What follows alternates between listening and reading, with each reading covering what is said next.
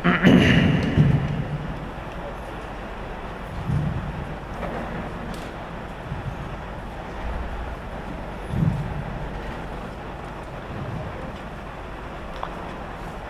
اللہ الرحمن الرحیم الحمد للہ رب العالمین والصلاة والسلام علی رسولہ الکریم وعلی آلہ وصحبہ ومن تبعهم بإحسان إلى يوم الدین۔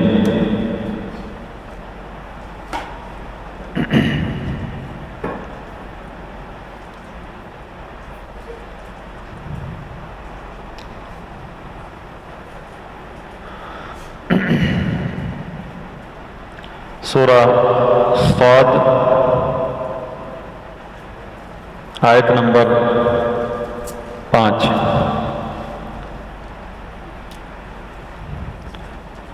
چار اور 5۔ وَعَجِبُوا أَنْ جَاءَهُمْ مُنذِرٌ مِّنْهُمْ، اس بات پر وہ تعجب کر رہے ہیں کہ انہی میں سے ایک ڈرانے والا آیا ہے۔ وَقَالَ الْكَافِرُونَ هَذَا سَاحِرٌ كَذَّابٌ،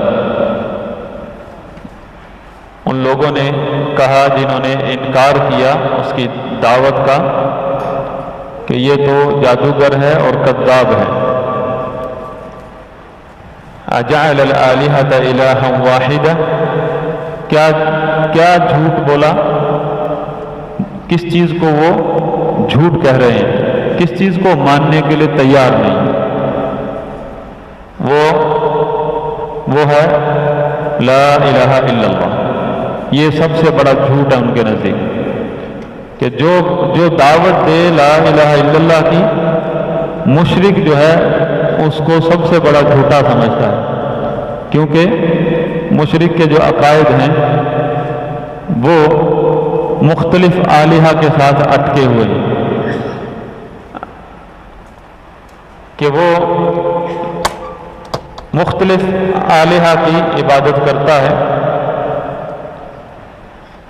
جس کو بھی اللہ کے علاوہ پکارا جاتا ہے یا اس کے نام کا ذبیحہ کیا جائے، اس سے ڈرتے ہیں لوگ، اس سے امیدیں لگاتے ہیں، اس کو کرنے والا سمجھتے ہیں اور نظر و نیاز کرتے ہیں۔ یہ سب قرآن کی لغت میں، قرآن کی زبان میں ان سب کو آلہہ کہا جاتا ہے، چاہے کوئی اردو میں نام کچھ اور رکھ لے، فارسی میں کچھ اور رکھ لے، جیسے ہمارے ہاں نام ہے غریب نواز، داتا، گنج بخش، اور بھی بہت سارے نام، غوث، اس طرح کے نام، یہ سب نام یہ ابو جہل کی زبان میں اس کو آلہہ کہتے ہیں، مشرکین عرب کی زبان میں ان ناموں کو آلہہ کہتے ہیں۔ جب اس قسم کے اعتقاد جہاں لوگوں کے ہوں کہ کوئی ایسا بھی ہے جو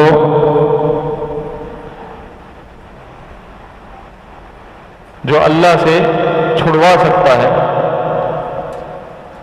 کسی کی روح کو قبض کر لے اللہ، تو ایسا بھی کوئی ہے، ایسی ہستی کو اس کے فرشتے کو پکڑ کے تھپڑ مارے اور اس کے ہاتھ سے روحیں چھین لے۔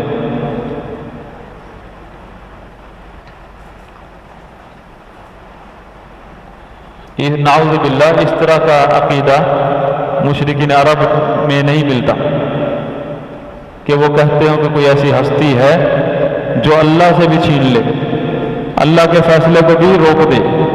ایسا عقیدہ مشرکین عرب ان کے ہاں نہیں ملتا، بلکہ قرآن ان کے عقیدے کی گواہی دے رہا ہے کہ وہ اللہ کے بارے میں، اللہ کی ربوبیت پر ایمان رکھتے ہیں، اللہ ہی خالق ہے، اللہ ہی مالک ہے، یعنی توحید، اس معاملے میں وہ توحید کے قائل ہیں، اس معاملے میں وہ توحید پر ہے۔ توحید کا مطلب کیا ہے؟ کہ نفی اور اثبات، کہ نہیں ہے کوئی خالق سوائے اللہ کے، نہیں ہے کوئی مالک، یعنی مشرکین کی توحید بتا رہا ہوں، جس توحید پر مشرکین کا بھی ایمان تھا، توحید ربوبیت، کہ نہیں ہے کوئی خالق، نہیں ہے کوئی مالک، رازق، مشکل کشا، مدبر، حاکم سوائے اللہ کے۔ یہ گواہی اللہ کا قرآن دے رہا ہے کہ ان کا عقیدہ ہے۔ پھر ان کو کیا تکلیف ہے؟ لا الہ الا اللہ کا معنی ان کو سمجھ کیوں نہیں آ رہا؟ ہمارے بڑے بڑے مولوی کہتے ہیں لا الہ الا اللہ کا معنی ہے لا خالق الا اللہ، لا موجود الا اللہ، اس طرح کی تفسیریں کرتے ہیں۔ ہمارے بڑے بڑے ممبروں پر بڑے بڑے مشائخ علماء لا الہ الا اللہ کا معنی کرتے ہیں نہیں ہے کوئی خالق کوئی سوائے اللہ کے، نہیں ہے کوئی مالک سوائے اللہ کے، نہیں ہے کوئی رازق سوائے اللہ کے، کوئی سب سے زیادہ تیر مار لے کہتا نہیں ہے مشکل کشا سوائے اللہ کے۔ اور یہ سارے کے سارے جو اس نے ترجمے کیے ہیں ان لوگوں نے لا الہ الا اللہ کے، ان سب پر یقین ابو جہل کا، وہ تو انکار کرتا ہی نہیں اس بات کا۔ اگر لا الہ الا اللہ کا معنی ہے لا خالق الا اللہ تو ابو جہل تو پہلے ہی مانتا، قرآن گواہی دے رہے ہیں، تو ابو جہل کو کیوں جھگڑا، اس نے جھگڑا کیوں کیا پھر اس بات پر؟ اس کا مطلب یہ ہے لا الہ الا اللہ کا وہ معنی نہیں ہے جو مولوی حضرات کر رہے ہیں، جو حضرات کر رہے ہیں وہ معنی تو ابو جہل کو اس پر اعتراض ہی نہیں ہے۔ اگر آپ یہ معنی کرتے ہیں لا خالق الا اللہ، وہ بھی کہتا ہے لا خالق الا اللہ، اللہ کو مانتے ہیں، وہ اللہ نے گواہی دی ہے وما یؤمن اکثرهم باللہ، ان کی اکثریت اللہ پر ایمان رکھتی ہے، صرف کیا کرتے ہیں وہ شرک کرتے ہیں، شرک عبادت میں کرتے ہیں، عقیدے میں تو اس معاملے میں تو ان کے مسئلہ ہے ہی نہیں۔ جب رسول اللہ صلی اللہ علیہ وسلم نے کہا لا الہ الا اللہ، انہوں نے کہا وہ سمجھ گئے اس کا معنی، جو ایک جامع اظہر سے فارغ تحصیل نہیں سمجھا، وہ فوراً سمجھ گئے لا الہ الا اللہ کا معنی سمجھ گئے۔ انہوں نے کہا نہیں یہ نہیں ہو سکتا، ان کے عقیدے کے خلاف ہے یہ۔ انہوں نے کہا اجعل الآلہۃ الہا واحدہ، ان سب کو چھوڑ کے ہم ان آلہہ کو کوئی جتنے بھی ہمارے یہ آلہہ ہیں ہم ان کو چھوڑ کر ایک کو مان لیں؟ ان ھذا لشیء عجاب، یہ تو عجیب بات کر دی آپ نے۔ اور پھر ان کے بڑے بڑے سردار نکلے اور کہا لوگوں کو انمشوا واصبروا علی آلہتکم، چلو چلو یہ بات مت سنو، لا الہ الا اللہ کی توحید مت سنو، اپنے عقیدے پر جمے رہو، ڈٹے رہو۔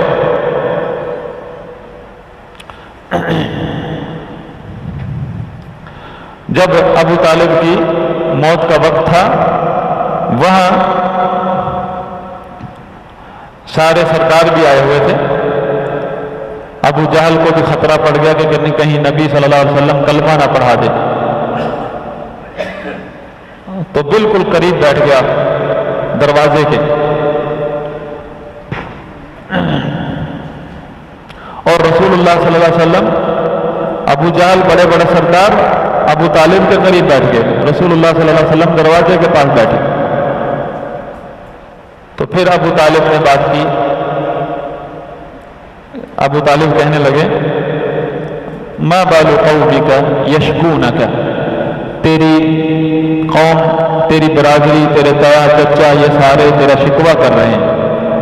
نبی صلی اللہ علیہ وسلم کو کہنے لگے ابو طالب یزعمون انک تشتم آلہتہم، ان کا کہنا یہ ہے کہ تم ان کے آلہہ کو گالیاں دیتے ہو، برا بھلا کہتے ہو۔ یہی بات ہے، آج آپ پڑھ لا الہ الا اللہ کا معنی کر دیں صرف صحیح، آپ پر فوراً فتویٰ لگے گا گستاخ، گستاخ رسول، گستاخ اولیاء۔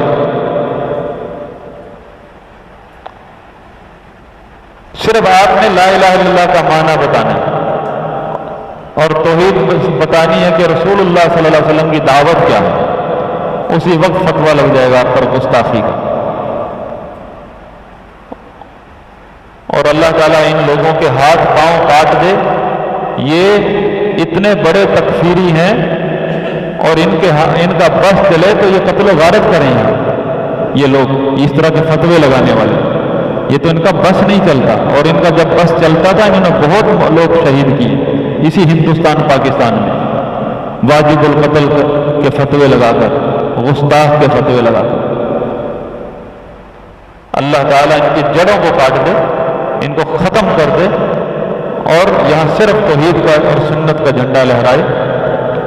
ان لوگوں نے اسلام کی شکل ہی مسخ کر کے رکھ دی۔ وہ توحید جو رسول اللہ صلی اللہ علیہ وسلم لے کر آئے اس کو گستاخی سمجھ، گستاخی کا تو اس کی اجازت ہی نہیں ہے بیان کرنے کی۔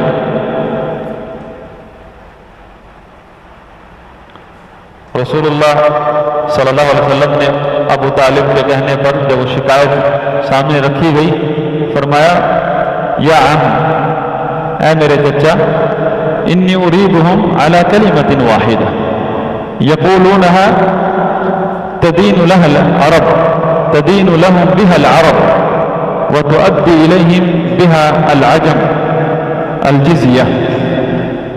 چچا جان، میں صرف ان سب سے ایک بات کہلوانا چاہتا ہوں جس کی وجہ سے تمام عرب ان کے تابع ہو جائیں گے، اور عجم یعنی کیسر و کسرا لوگ بھی جزیہ لے کر آئیں گے ان کے پاس، یوں پیش کریں گے ذلیل ہو کر۔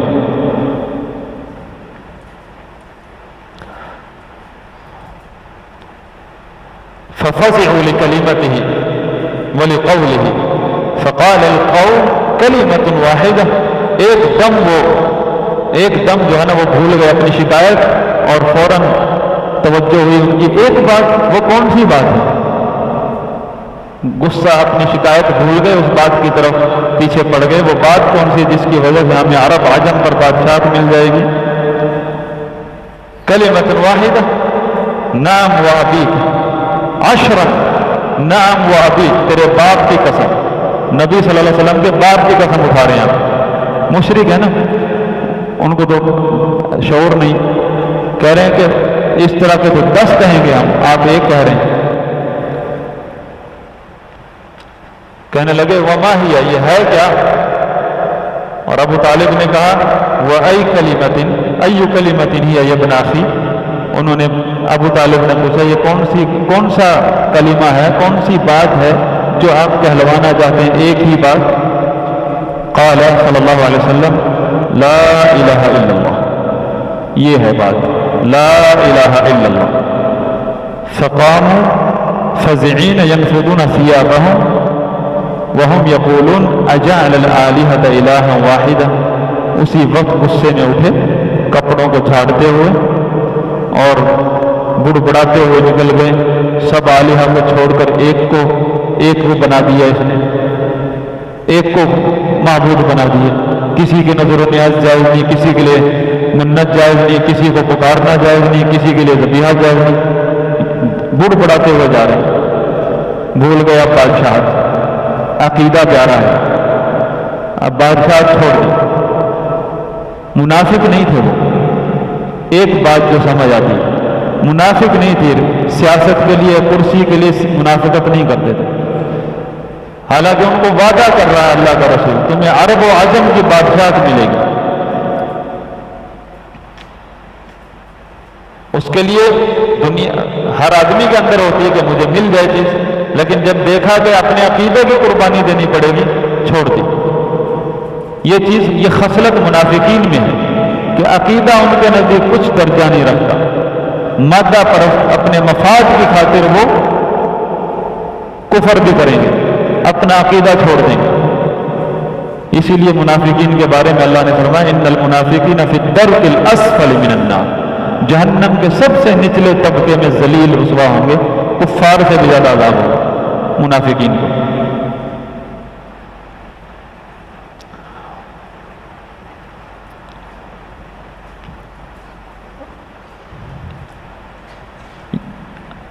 اب سوچنے کی بات یہ کہ وہ کیا ہمیں سمجھ آ گئی یہ بات جو ان کو سمجھ آئی تھی؟ یہی مسئلہ ہے۔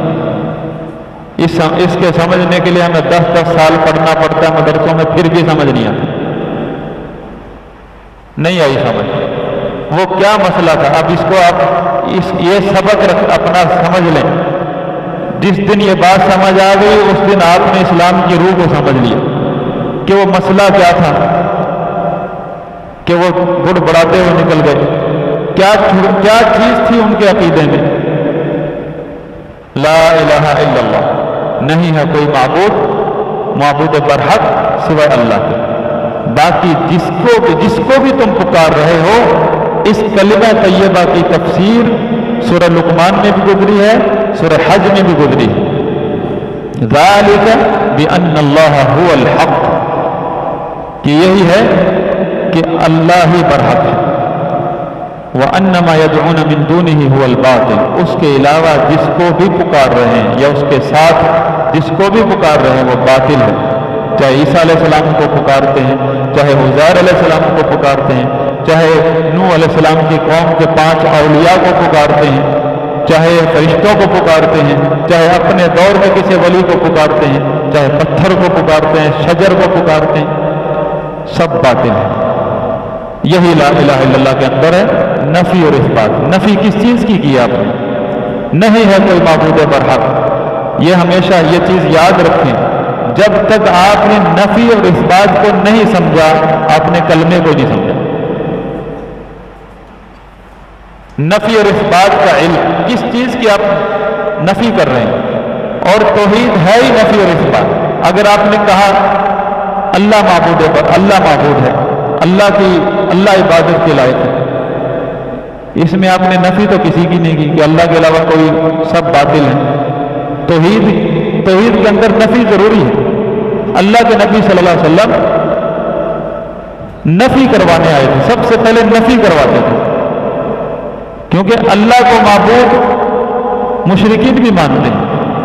یہ نہیں کہ وہ اللہ کی عبادت کے قائل نہیں، مشرکین عرب عبادت گزار لوگ ہیں، ہر وقت خانہ کعبہ کی مسجد حرام کی خدمت میں لگے ہوئے ہیں، کوئی پانی پلا رہا ہے، حاجیوں کا انتظام کر رہے ہیں، سارا سال ان کا یہی کام ہے۔ فَمَن يَكْفُرْ بِالطَّاغُوتِ وَيُؤْمِن بِاللَّهِ فَقَدِ اسْتَمْسَكَ بِالْعُرْوَةِ الْوُثْقَىٰ لَا انفِصَامَ لَهَا۔ یہ اللہ تعالیٰ نے شرط لگائی کہ طاغوت کا کفر کرنا، یہ سب سے پہلی شرط ہے اس کلمے کی۔ وہ طاغوت کیا ہے؟ اب ہمارے ہاں ایک تیسری نسل نکلی ہے، جنہوں نے خوارج کی کتابیں پتہ نہیں کہاں سے نکال کر پڑھ لی ہیں، اور اس عقیدے کو اہل حدیثوں کے اندر داخل کر رہے ہیں، سرنجیں لگا رہے ہیں، برین واشنگ کر رہے ہیں، بیچ میں پھر رہے ہیں چوہوں کی طرح۔ تباہ کر دیے نوجوان، ہمارے اہل حدیث نوجوان، اہل سنت نوجوان تباہ کر کے رکھ دیے۔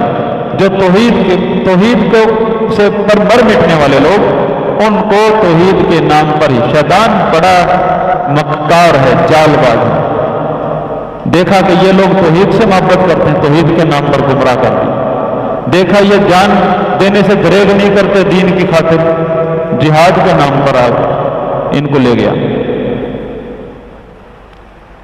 توحید کے نام پر کیسے گمراہ کیا؟ ایک طرف تو صوفی، رافضی اور فلسفی منطقی لوگ ہیں، جنہوں نے کلمہ توحید کی تفسیر کو بدل کے رکھ دیا، لوگوں کو اس توحید عبادت کی کو سمجھنے ہی نہیں دیا جو رسول سمجھاتے تھے۔ ایک طرف یہ طبقہ ہے جس کو لوگ سمجھتے ہیں وہابی ہیں،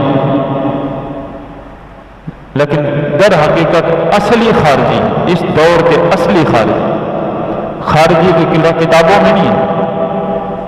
خوارج کے بارے میں اللہ کے رسول صلی اللہ علیہ وسلم نے بتایا کہ وقتاً فوقتاً نکلتے رہیں، جماعتیں بن کے نکلیں گے، گروہ، کلما خرج منہم قرن قتل، لیکن جب بھی ان کی کوئی جماعت نکلے گی، قوت پکڑے گی، اس کی جڑ کاٹ کے رکھ دی جائے گی۔ مجہول رکھا کہ کون کاٹے گا، کوئی بھی کاٹ سکتا۔ مسئلہ کیا ان کا؟ انہوں نے لوگوں کی توحید خراب کر دی۔ توحید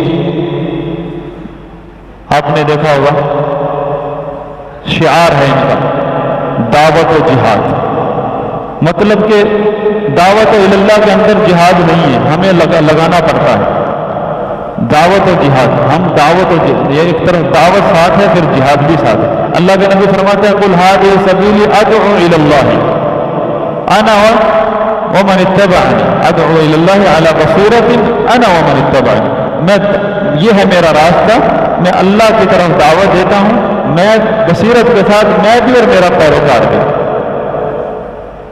ساتھ یہ نہیں کہا کہ میں جہاد کے لیے بھی دعوت دیتا. جہاد اسی کے اندر ہے، دین کے اندر ہی جہاد.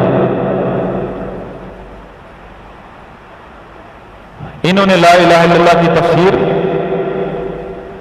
جب دیکھا کہ بہت سارے لوگ آ گئے ہیں شرک و بدعت چھوڑ کر اس طرف، تو شیطان نے دوسرا روپ پکڑا. فمن یکفر بالطاغوت، طاغوت کا کفر کرنا شرط ہے لا الہ الا اللہ کے لیے. طاغوت کا معنی انہوں نے بتایا کہ ظالم جابر حکمران، مسلمانوں کے ظالم جابر حکمران، یہ طاغوت ہے. جب تک تم ان کے خلاف نہیں نکلو گے، ان کو نہیں ختم کرو گے، جب تک تختہ نہیں الٹو گے اور ملک کے اندر جو ہے تم تبدیلی نہیں لاؤ گے قتال کے ساتھ، لا الہ الا اللہ کا تم نے حق نہیں ادا کیا، تم نے توحید ہی نہیں سمجھی. یہ میں ان کی بات بتا رہا ہوں، وہ پڑھاتے ہیں. توحید کا مطلب یہ نکالا انہوں نے. طاغوت کا مطلب ظالم جابر حکمران اگر ہیں تو اللہ تعالیٰ نے فرمایا وَلَقَدْ بَعَثْنَا فِي كُلِّ أُمَّةٍ رَسُولًا أَنِ اعْبُدُوا اللَّهَ وَاجْتَنِبُوا الطَّاغُوتَ. ہم نے ہر امت میں رسول بھیجے ہیں تاکہ وہ سب کو حکم دیں کہ ایک اللہ کی عبادت کرو اور طاغوت سے بچو. ایک اللہ کی عبادت کرو اور طاغوت سے بچو. اور موسیٰ علیہ السلام اس وقت کا طاغوت، فرعون کے طاغوت ہونے میں کوئی شک نہیں ہے کہ وہ اپنی عبادت کرواتا تھا. اس کو بھی یہی سمجھانے گئے کہ تجھے تیرا رب کا تعارف کرواتا. اللہ کی عبادت کے مقابلے میں جس طاغوت کا کفر ہے وہ غیر اللہ کی عبادت ہے. جیسے نبی صلی اللہ علیہ وسلم کے دور میں کوئی عیسیٰ علیہ السلام کی عبادت کر رہا ہے، کوئی عزیر علیہ السلام کی، کوئی فرشتوں کو، کوئی بزرگوں کے نام کے بت بنائے ہوئے ہیں، تو اللہ کے نبی کس کے خلاف؟ اللہ کے نبی صلی اللہ علیہ وسلم صحابہ کو کیا کلمہ پڑھاتے تھے؟ لا الہ الا اللہ کا مطلب ہے کہ ابو جہل کے خلاف نکلنا. ابو جہل اللہ کے اس امت کا فرعون ہے. ان کو یہ سمجھاتے تھے غیر اللہ کی عبادت، غیر اللہ کی عبادت کا انکار کرنا، جو بھی غیر اللہ کی عبادت کی دعوت دے اس کا بھی انکار کرنا. شرک اور اہل شرک سے برات کا اعلان. یہ توحید کے اندر بنیادی چیز نفی کرنی ہے. لیکن ان لوگوں نے نوجوانوں کا دماغ خراب کیا، جبکہ یہ الگ مسئلہ ہے. اگر مسلمانوں پر جابر، ظالم، فاسق، نافرمان حکمران ہو تو اس کا شرعی حل موجود ہے. شریعت میں یہ الگ سے مسئلہ علماء نے ڈسکس کر کے اس کا لکھا ہوا سارے دلائل کہ اس میں 3 گروہ ہیں. ایک اہل سنت ہے، دوسرا خارجی ہے، تیسرا معتزلی ہے. اہل سنت کا عقیدہ یہ ہے جو کہ صحابہ اور تابعین کا ہے کہ مسلمان حکمران جب تک کفر بواہ کا مرتکب نہ ہو. ایک ہوتا ہے کفر کہ ہم فتویٰ لگائیں، ہم ایک دوسرے کو کافر کہتے ہیں، وہ ہم ان کو، یہ نہیں. کفر بواہ کہ اس کے لیے کوئی دلیل مناظرہ کرنے کی ضرورت نہیں پڑتی، وہ خود اعلان کرتا ہے کہ میں اس کا قائل ہوں. کفر بواہ کا مرتکب جب تک نہ ہو اس وقت تک اس کے خلاف نکلنا حرام ہے.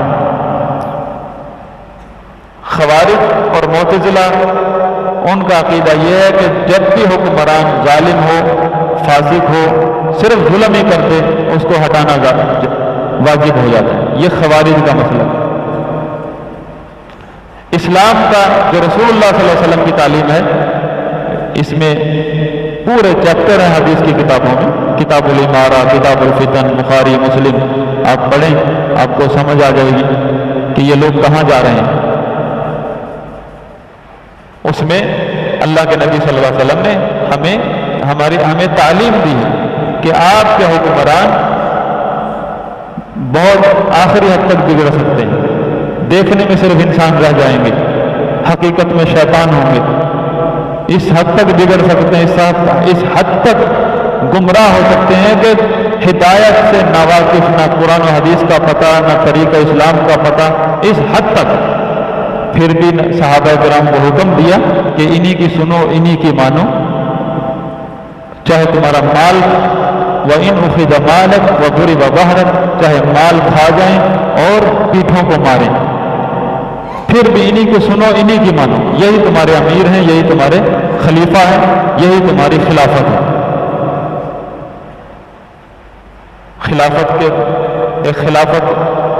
خلافت کا ایک الگ کنسپٹ دیا جو شریعت میں نہیں ہے، خلافت نہیں ہے۔ اب ہر بندے کا عقیدہ بناؤ، خلافت نہیں ہے، وہ خلافت کیا ہوتی ہے جو نہیں ہے؟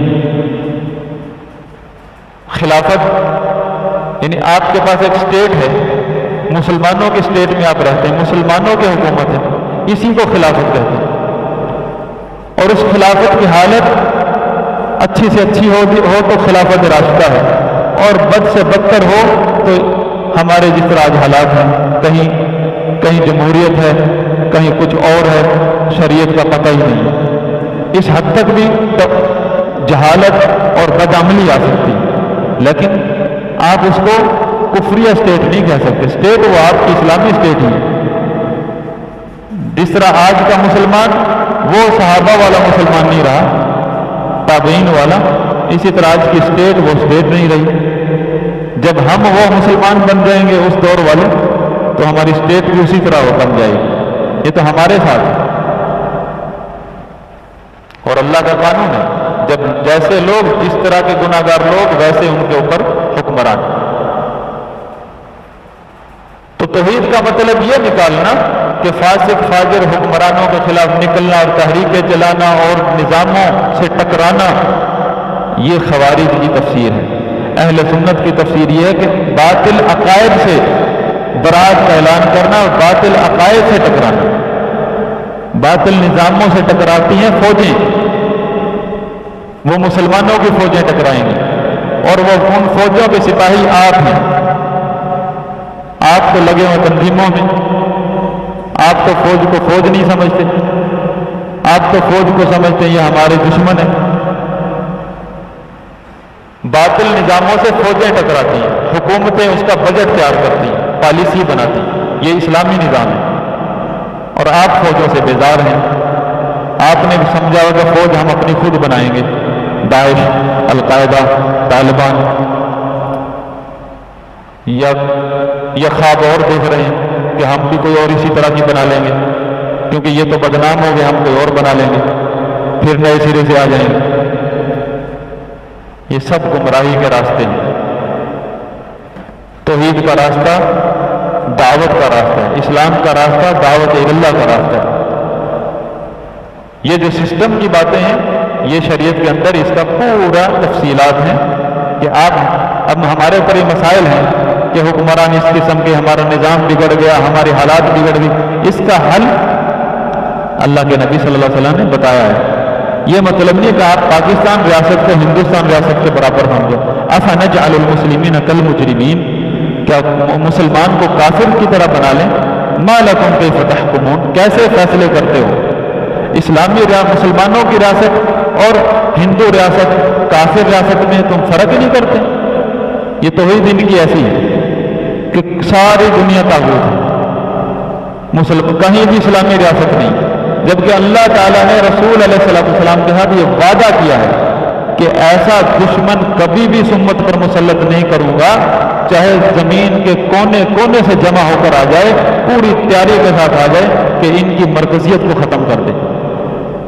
اور آج ہمارے اندر دجال پھر رہے ہیں کہ تمہارا کوئی مرکز ہے ہی نہیں، تمہارا کوئی قائد ہی نہیں، تمہاری کوئی قیادت ہی نہیں، نہ تمہارا کوئی حاکم ہے، نہ تمہاری کوئی فوج ہے، تم تو یوں ہی بکریوں کی طرح فوج تمہاری داعش ہے۔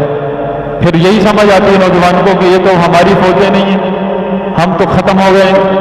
یہ پٹی شیطان پڑھاتا ہے۔ اللہ نے وعدہ کیا تھا رسول علیہ السلام کے ساتھ کہ کبھی بھی ایسا وقت نہیں آئے گا اس امت پر کہ ان کی مرکزیت ختم ہو جائے، ان کی طاقت ختم ہو جائے، قیادت ختم ہو جائے۔ اور آپ نے عقیدہ بنا لیا کس بنا پر؟ آپ نے عقیدہ بنا لیا کہ ہمارا تو کوئی قائد ہی نہیں، ہماری کوئی قیادت ہی نہیں۔ کس بنا پر بنا لیا؟ صرف جو ایک پراپیگنڈا آپ نے سنا توحید کے نام پر۔ توحید اہل سنت کی اور خوارج کی اور معتزلہ کی توحید میں فرق ہے، توحید میں فرق ہے۔ اس لیے ہمیشہ علم حاصل کرنا ہے تو اہل سنت سے علم حاصل کریں، ضروری نہیں کہ وہ زندہ ہوں، فوت جو ہو چکے ہیں ائمہ کرام ان کا علم تر و تازہ ہے، جو ان سے علم حاصل نہیں کرتا، ان کے علم سے فائدہ نہیں اٹھاتا، وہ قابل اعتماد نہیں ہے وہ شخص، چاہے کتنا بڑا شیخ الحدیث ہو، جب تک وہ اپنا علم جو ہے اپنی سند صحابہ تابعین تبع تابعین سے نہیں ملاتا، اپنے عقیدے کی، اپنی بات کی، اپنی نظریے کی، ما انا علیہ واصحابی، حق صرف وہی ہے جس پر رسول اللہ صلی اللہ علیہ وسلم اور آپ کے صحابہ ہیں، جس کو ائمہ کرام نے بیان کیا ہے۔ اللہ سے دعا ہے کہ اللہ تعالی ہمیں ہر قسم کی گمراہیوں سے محفوظ رکھے۔ سبحانک اللہم و بحمدک، اشہد ان لا الہ الا انت، استغفرک و اتوب الیک۔